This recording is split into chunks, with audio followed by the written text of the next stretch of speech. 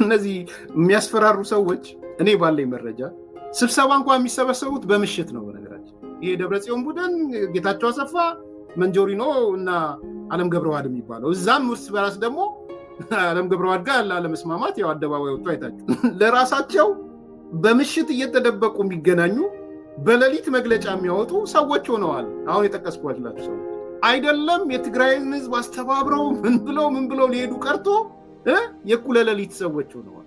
ስለዚህ ኤክስትሪምሊ ፍራቻ ላይ ነው። እንኳን የትግራይን ህዝብ ሞቢላይዝ ሊያደርጉ ቀርቶ ማለት ነው። ስለዚህ በፍራቻ ውስጥ ራሱ ፍራስትሬት ያደረገ አካል መጥቶ ሊያስፈራራ ይሞክራል።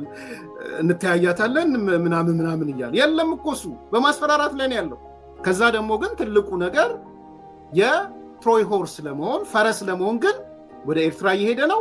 ፈረስ ለመሆን ወደ አልቡርሃን እየሄደ ነው። ስለዚህ ነው በሌሊት እየተገናኙ መግለጫ የሚጽፉት፣ በሌሊት እንትን የሚሉት ተደብቀው ቅድም እንዳልኩት ወይ በባጃጅ ወይ በፐብሊክ መኪና በፐብሊክ እንትን የሚመስሉ ወይ ድቅቅ ባሉ መኪኖች።